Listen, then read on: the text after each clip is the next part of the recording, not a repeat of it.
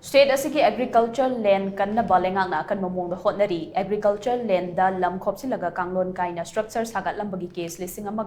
chamriga humbutara humdoi Loukhatle HAINA agriculture minister THONGAM BISWAJIT ngasi chathakiba assembly mifam da thamkhre wafam ase agriculture department gi matangda pukhalakiba demands for grant ki khana neinabada minister THONGAM BISWAJIT na house da thamkhibani department ase gi demand ase treasury vans ki maikede gi pass tongnaba move torokpada opposition gi MLA Thokstom location na policy cut motion pukhaladuna Manipur conservation of paddy land and wetland act Lishing Mari asi leiragasu ningchina implement tawba ngamdre haina house da thamki policy cut motion adugi sengdok warol pibaga loinana cut motion adu handoknaba agriculture minister THONGAM BISWAJIT na hai Manipur conservation of paddy land and wetland act Lishing Mari asi yamna kanba act amani karigumba act asi khongawnaduna Kanglon Kaina agriculture land da structure na singba sagatlambagi mioi adu chahi ahum dagi tadana amadi chahi manga fawba jail da thamba yai loinana hiram asida official singna Kanglon Kaina thabak tawramba thengnarabadi lenga ke official adu sumatik chaba jairak phangba yai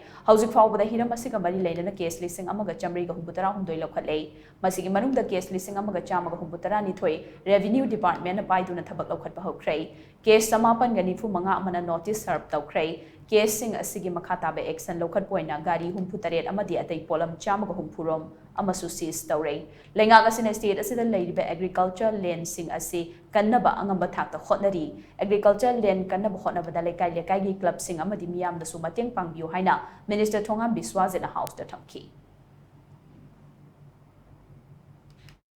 ngalling asidane harbal land se koi agriculture land se mase phajana protect hodraba adoiba tarbadi tungi mirolda adumatak leuriba koi generation sina awaba pirangbani haibadune na thamjari se karigino haibabu hauji akoina sari ba thaiba khudimak miyobin hingbada uthoi khudibin je doctor natraga ISIP center honorable member singna officer sing bureaucrat sing puthok nateba lau singuba lajeri farmer sing duna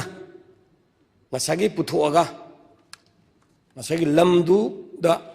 lau khoidana ama tawna tawraga thola kanda akoina saba phangineba aduna hariba farmer sing duna ubamdo mado khoi yum sajangiba factory linkakiba factory amal linkapa Manipur sigi yengaga factory kya linkalaga se example mamang do panjari brick felero kaya linkalaga moi thobe pothor kya linkalaga kya yagadage khandok piraga tawdabsu yadamni na se industry si tawdabsu aponte adubu tawna horaba matamda lowba yadaba jaga khoigi health ki jaga da tongba khoi hida kanasu ising phangdaba jaga khoi singhong hingde leibi mayam hills ta leibi mayam singse masigumada hariba industrial growth center gumba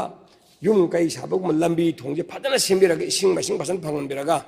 masagi anakpada hel labuk tadai launera yum he chajamba khusamba tobose masiji kanba yabi khudong chabase ai honorable speaker through the honorable minister gai jenjerisni masi tawni hare hojibak tawdabase kari geno masim tang tahon biba yabra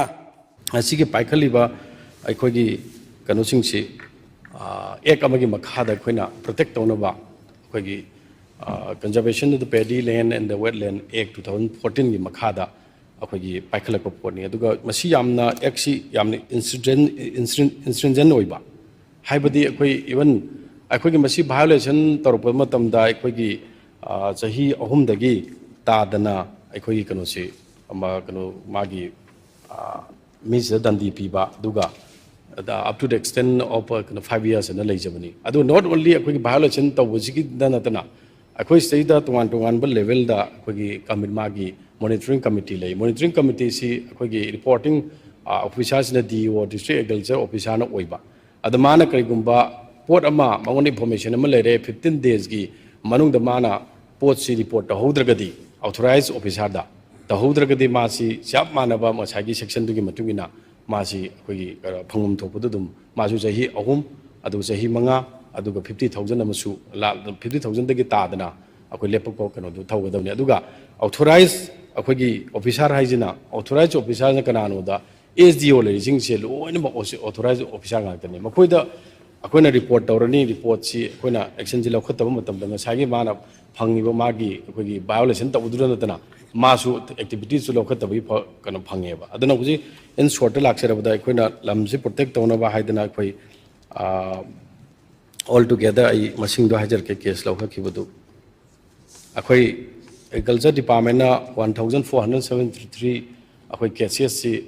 अखोइ कनोदा पेडीफिल सिंगा structure साबजल मजे अखोइ report तौजखरे अदुगी मनुंगदा अखोइ revenue department पिरकपदा 1172 cases ति मखोइ पाइखखरे सैदा अखोइगी लैरिबा notice half तौगिबा मसिंग 945 अदुगा मसिगी action लौखला कांदा vehicle seize तौगिबना 67 अदुगा अदगी अतोपा seize तौगिबसिना 160 हाइदना अखोइ action से दुम लौरगा अखोइ protect तौनबा चटलिना सुमाइना दुम आई कनो तेंतकना दुम थमजगे।